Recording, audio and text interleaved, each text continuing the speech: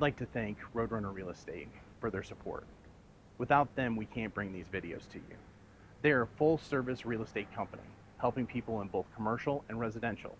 They can help you buy, sell, or lease your property. They give free consults and have decades of experience. So, if you're looking for that personal touch, contact Roadrunner Real Estate today. They'd love to help you. Hello, I have Mitch Hobbs here from Often Running. He's formerly known as the Shoe Guy. He started the Often Running racing team in 1996. He's a part of the Lake Run Club and the Starved Rock Runners. His significant other, Carol, the Beast, she does triathlons and just works out like crazy. She also has a full-time job just taking care of all of the kitty cats at his house and everything. And Mitch is also known for his ability to know your shoe size, even if he hasn't seen you in the last 10 years. How you doing today, Mitch? It's been a stressful day, but we'll get through it, as we always do in retail. Okay, well, we'll try and have fun with this. So, if your business was a running shoe, what type of running shoe would it be? Good question. I think first thing I think of is it's an evolutionary shoe. It started out kind of a plotter, became quicker and quicker up to a racing flat, and now we're probably more of a stability shoe, middle of the road type idea. So. Oh, okay. Yeah. There was a time though it was definitely a racing flat. So. Okay. Mm-hmm. I guess we go back to the same place of, as we're trying to find the personality of Often Running. Why did you do this? What is your love for running? I always ran back. I ran my paper route, which again, back in my small little town, which is only a couple miles, but I'd have these real thin Streeter Times Press papers, but I would run to get in shape for baseball. But I ran, there was those in the days where we'd run over to somebody's house and play basketball or run up to the park and play baseball. So I ran a lot, just running around. I was fortunate to be thin compared to some of my family. But I remember going to North Carolina. My oldest brother was stationed at the Air Force Base in North Carolina, and they had an exercise trail there. And this would have been in the 70s, early 70s, because I remember watching Frank Schroeder win the marathon IE. His photos up there on your left-hand side. And I just remember running and then just continued to run during that time period. And then the gentleman I worked with, John Riley, who was finished in the top 10 when Class A split, or the classes became two. That would have been 76. You had a single class, cross country and track at that time period. In 76, they split it for Class A, small school, and AA was bigger schools. So John Riley worked with me at the restaurant in Rutland, and he kept asking me to go out for 2 years run cross country. Finally, it was my senior year, and I said that was a good idea. And so this coworker of mine, Greg Weiland, and I trained for it because it was the 3-mile race. So we'd after work, which is like 10, 11 o'clock at night, we'd go running around the city park, which was, we figured, a quarter mile, give or take a little bit. And we'd run it 12 times because the race was 3 miles. So why would you need to run any farther? So cross country season comes up. Our coach, Van Peters, said, okay, we're going to do 6 miles. Anybody that can't break 40 minutes in a 6-mile run can't be on the team. And Greg and I were just in complete shock over that we'd have to run 6 miles because we never ran 6 miles before. So both of us ran, of course, and finished under 40 minutes, and that was the start. How I got to Often Running was that I was working at Firestone when Firestone was Firestone. And I was working night shifts, 11 to 7, and I was just looking for something to do during the day or on the weekends because I didn't have anything going on other than running. And when you're working 11/7, you don't really have a social life or anything. So I was running by where the hot dog place is in Normal. That's where Body and Soul in '84 was built. I remember running by and seeing Body and Soul setting up shop, and I had bought some of my shoes from Body and Soul in the old days. So I stopped and said, "You guys looking for help?" And they said, "Oh yeah." And on the weekends they needed help, and I was available, so I ended up working a lot. So that's kind of where it all started, if you will. I was big into shoes back when I ran JUCO as well, back in '77. I really pay attention to, shoe reviews and, those type of things. Just really got caught up in it and really loved the whole idea behind it. So, and, shoes, as we probably will talk about, have evolved so much compared to back then, so. Well, I mean, so that would be my question is, so how have shoes changed from back in the day to now? So I will tell you, not proud of it, my first pair of running shoes were a pair of McGregor's from Kmart. And they had like a little bit of technology, which was a bend in the foot. Yeah. But other than that, there was nothing else that was to it. I think it was like the next generation after where everybody's wearing Converse. So a lot of people, when I was running, started in '70, when I ran in high school, a lot of people ran in Cons. It wasn't unusual. Back then you had Converse, which were around $25. Well, my family couldn't afford Cons. But Sears made a knockoff shoe of that called the Winter in Winter 3, so we got a pair of those.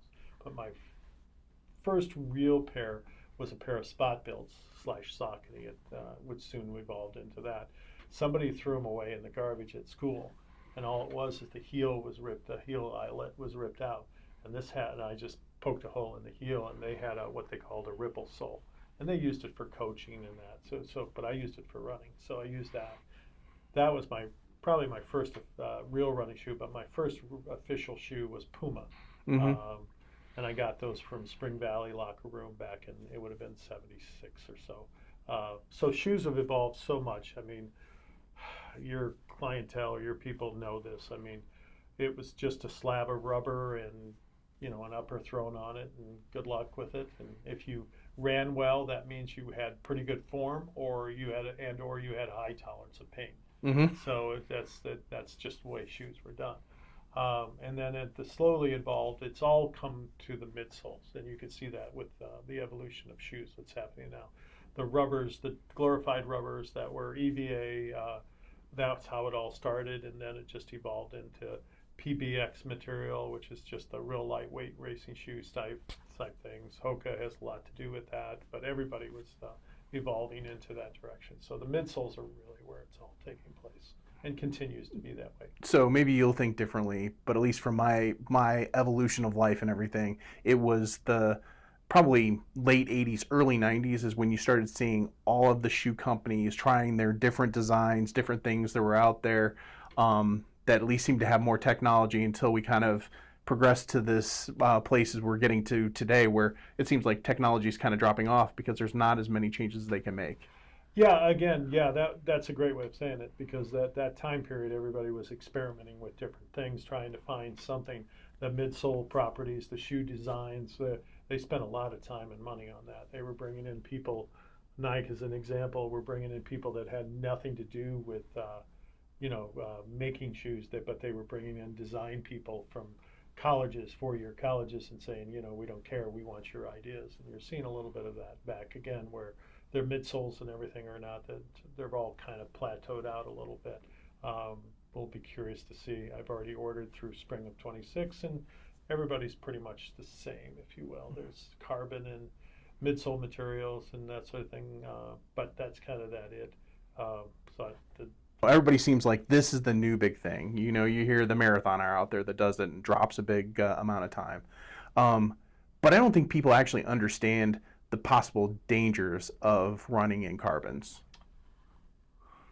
Can we say that the possible dangers of training in carbon? That would probably be a better thing. Yeah. Is the overuse of them all the time, because I don't think people understand the amount of energy you put into the ground is going directly back up into you as a runner. Yeah, and again, the midsole materials that they have are much better shock absorption and rebounding midsoles.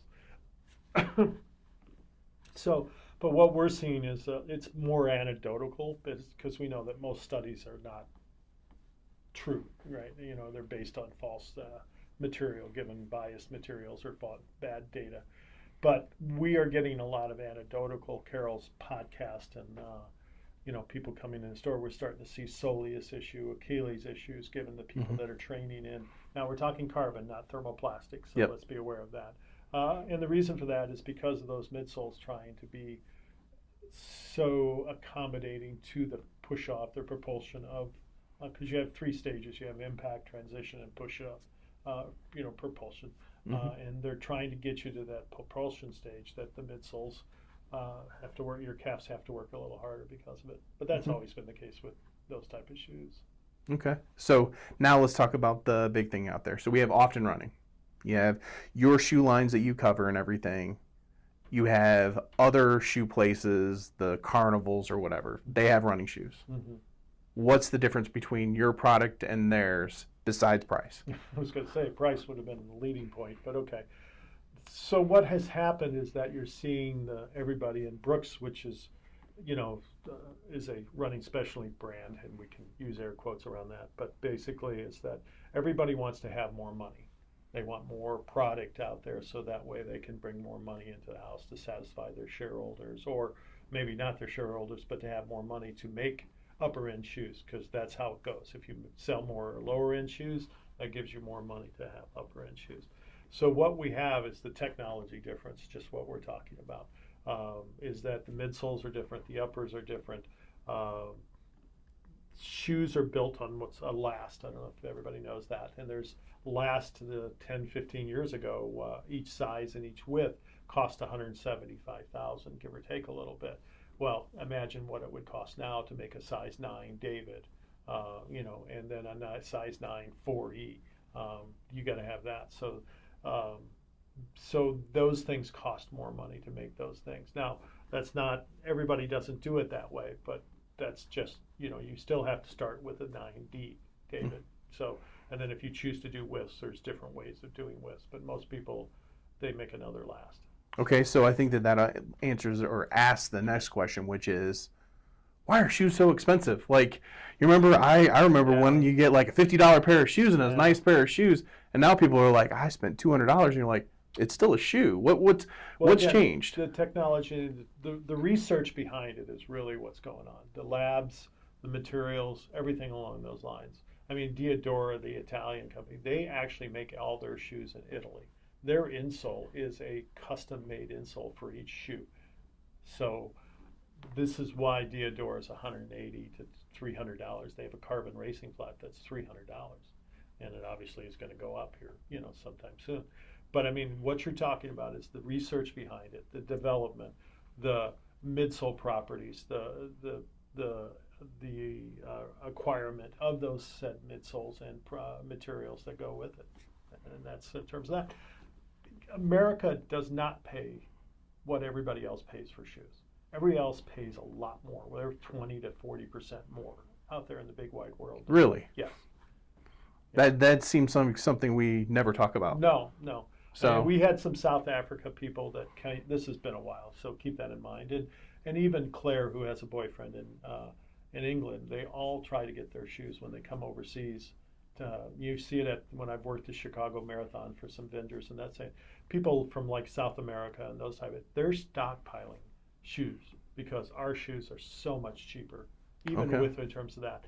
And again, it's the sending stuff over to the boat, across seas, those type of things. I mean, it just costs more to do things like that. So the thing that surprised me is that you will have a parent that will go out and spend for like a baseball player $1,200 sure. for equipment and all this stuff, bats and runners need a pair of shoes. And if they buy one pair of shoes at the beginning of the cross season, that's supposed to last them at least through the next track season and maybe through the next cross season.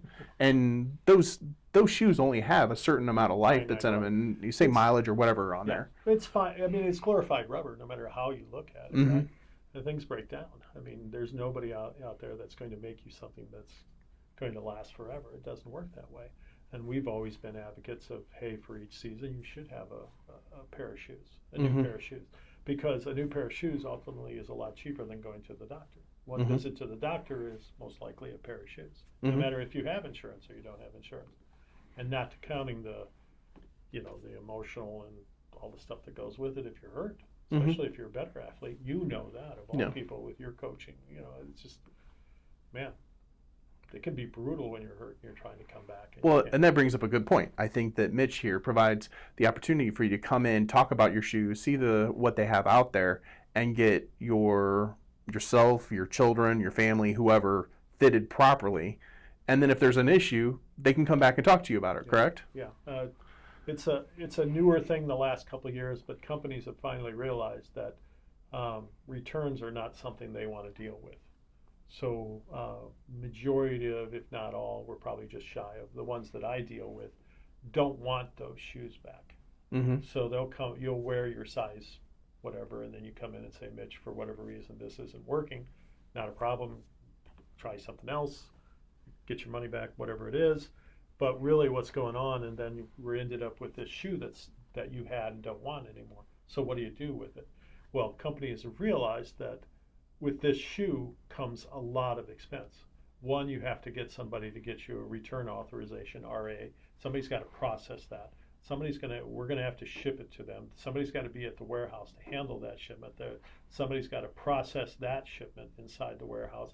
That's got to go to credit. Credit's got to issue, if there is credit, credit's going to issue a credit. So you've got a bookkeeper involved. And then, in reality, what do you do with the shoe? You throw it away or donate it. No, donate it. But, they end up that. But that's the point. They don't want to do with anything. Yep. So I just gave you, and I'm sure there's other steps in between, but I just gave you 5 things why they just don't want to deal with that stuff.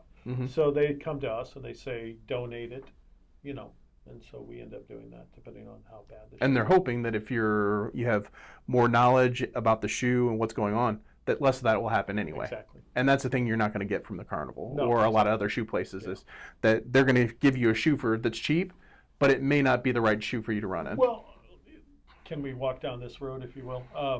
So one of the biggest problems right now is because of distribution or delineation. Yeah, I think that's the word I want to use, of brands, right?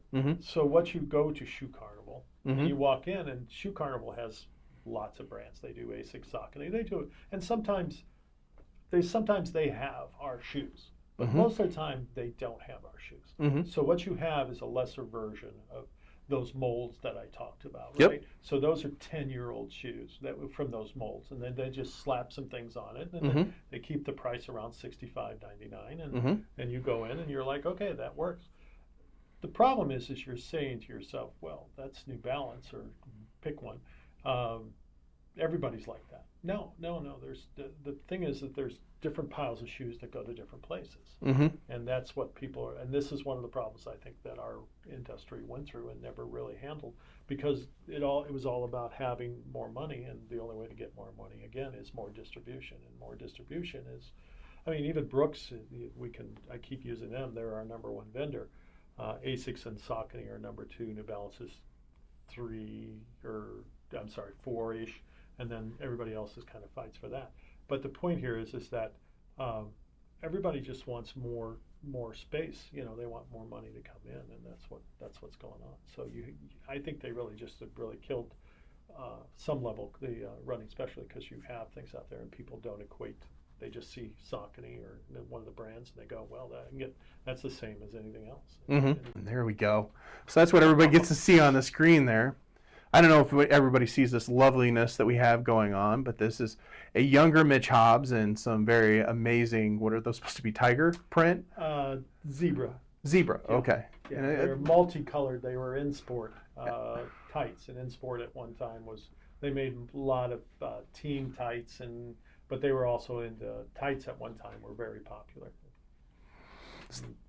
They probably went downhill after people saw me wearing these.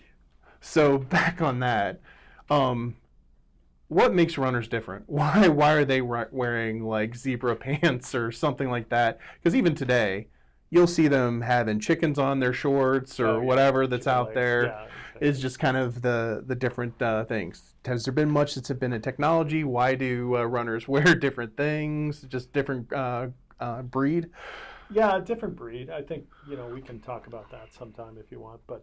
Basically, we know that runners, for the most part, are in delayed gratification. So they're willing to work hard, and knowing that the improvement that you may have would be increments after a while. But in terms of clothing, it's just because people like the flash, and it's like Carol's doing a half Ironman next 2 weekends from now, and up in Rockford, and everybody's going to be wearing their bright colored things and that sort of. It's just. it's just people like that, you know.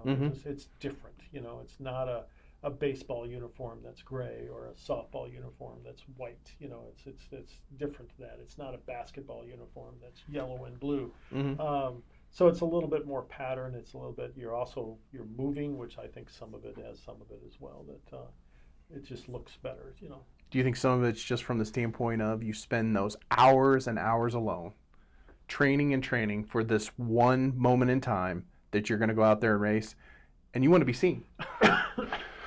Yeah, I think because some of it is things have slowed down, right? You know, back in that day, you know, I ran that race in sub 17 for 5K. Chances are very good. And I won. Got fortunate and won and beat the next guy by 20-ish seconds, if I remember correctly. And he was a very good runner-up in that area. Steve, I've forgotten his name, I'm sorry. But anyway, but now, hey, if I could run 17 minutes, I'd win 90% of the races around here, you know. But majority of the people that are running are not running hard, you know. They're running, but they're not training. You know, Carol likes to say they're runners, but you know, they run, but they're not really runners. They're not competing. They're not really runners, is how I look at it. They run, but then in terms of that. So I think some of it's because you're all slowing down. It's more social, which again is totally fine. We have women's groups in both clubs that I belong to, and the idea is to be a social thing. And women have a tendency to be more social than guys. We know that. They like to be out together. So they like to have these outfits that they show up in. And it's not just women, but guys the same way. So that's kind of a long way around answering your question. But so we've talked about shoes. We've talked about clothing. Can the technology get any better than where it's at today? Yeah, we're going to see double carbon midsoles, you know, type thing. Yeah, but in some level, it's like golf, right? They know right now we have a gentleman that works for Callaway that pitch hits for us occasionally, and we were chatting that this year they've gotten away from getting the longest driver. What they're trying to get you is a driver or the distance club that gives you better distribution. You're not losing it way right. You're not losing it way left. They're trying to get you down the middle. I think you'll see more of that idea. So where it's going to take it, but they're going to tweak it just ever so fine. And again, times have dropped dramatically. I mean, they're at the high school meet. You saw this because you know you were coaching. That you have a Division III kid that ran 151 for an 800. You have a Division III kid that ran 20 seconds and some odd tenths for a 200. That's a collegiate time. Those are collegiate times. And you and I talked about this. Both of those kids, and it's not just kids, it's in girls as well. But all those times, they could go to any Division I school, get a full ride, such that it is, and they wouldn't have to improve. They would win points at every college meet that they go to because with those times. And it's a lot of it's shoes, there's no doubt. It's training, a lot of it's that, nutrition, all those type of things, and it's all combined together. And a lot of these kids have been training since they were 10, junior high. Or 5 or 7. Maybe. When you see something out there, yeah. Well, not always. We can walk down that road sometime, but especially with girls. But they've been training that long. Yeah, Mike Straza was in today, and he's like he ran 252 for Chicago Marathon. He said, I only did 120 on the weekend, 120 miler. Well, no, he's got so much base built up. He doesn't need to do all that. So, I mean, he's a legit runner. He's ran 236. He was a 14-minute 5K-er at college. I mean, he's got all this mileage behind him. He doesn't need to do all that. And argumentatively, maybe his body can't handle it as well. But the fact is that he still ran sub 6 at one time for 26 miles. And he just ran sub 6:30, 6:40 for 26 miles, in October. So, without doing a lot of miles. So, I guess this is where my final question will come today is the market split? Is that what we've seen of you have the social versus the competitive runners out there, as opposed to, it seemed like, at least when I ran a lot, it was back in the mid 90s, we were out there competing against each other. No, it's definitely done that. It's being part of a guy who puts on 7 races during the course of the year. up to 7 races, and then one turkey trot that has 1,000+ people, and at one time had 1,700 people. It's all casual. It's all casual.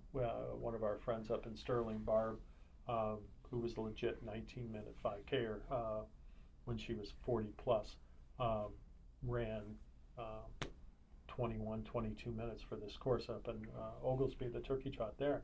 And then she would have won, and she finished top 30 to 40 overall, and she'd been in the top 15, top 20 easily. Okay. You know, with that kind of time. And again, it's just an evolution of the sport. Mm-hmm. The issue here is that how do you keep these kids that are competitive? How do you keep them competitive? Yep. Because things get in the way. Mm-hmm. You know, girls get older, guys get older. College, you've been working so hard for so long that you're like, okay, I'm done with college. I might try to run a marathon. Mm-hmm. Everybody thinks they should run a marathon. Uh-huh. But really, I never thought that. But it's actually, if you're a college kid, the worst thing that you could do, because it takes a lot to train for a marathon. Mm-hmm. So to run a fast marathon. So the issue is, what do you do with those kids that get done with their sport and they're looking around looking for something to do, and there's not much there. Mm-hmm. So Mitch, in this camera right here, you have kind of an open mic. Tell everybody why they should come to Often Running. Oh, well, let's back up and say I think you should visit specialty shops. It could be Often Running, but there's plenty. In Central Illinois, there's 3 to 4 running specialty shops within an hour, and that's not always the case. People in Montana and those type of places don't have that luxury of having 4 specialty running shops. One, they're local, if you will, so the money that comes in and out is all local. Goes to, you get the whole spiel, the money stays inside Bloomington Normal or in whatever town it is, taxes and all those type of things are spent in that way. 2, you're going to have somebody generally that's compassionate about what you're doing with your exercise, be it walking, be it running, be it walk running, be it pickleball, be it whatever, pick something. So I think that point right there is probably the biggest point, is that somebody's going to care about what you're doing and how you're doing and want to know how you're doing. And we'll see you at races, i.e., again, I'm a race director for 7 races, so I see a lot of people that are wearing these shoes, and I want that feedback when they run by me and slap me and say, I hate my shoes, or, you know, say, hey, thanks for the shoes. 3 or 4, you're just going to get the right shoe. And if it's not the right shoe, you have the ability to bring it back, and they're going to fix it and or get your money back. And it just can't get any simpler than that. One of the worst phrases I hear is, I try to make it work. There is no trying to make it work. Either the shoes work or they don't work.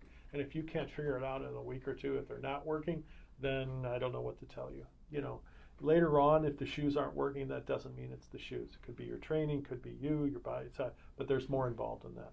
And I think that's the way I want to go. I want to see you out there doing whatever you do, walking, running, whatever the case may be. I want to see you out there, and I want you guys seeing the shoes that come from running specialty shops. And running specialty shops have evolved. There's no question about that. They're not what, back in '84 when I started at Body and Soul downtown Normal, or when I used to go over to Body and Soul in Champaign, on Green Street, and always got the Garcia's Pizza that was there that time here. But again, I think I just would rather see you guys do something like that.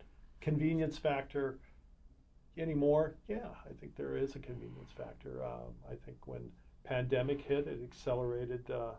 It split the groups that I talk about all the time. We have people that want mail order, and we want people that want service. And that group, that pandemic divided that even more. And I think it's caused more of that. So, yeah. I'd like to thank Mitch Hobbs for coming in today.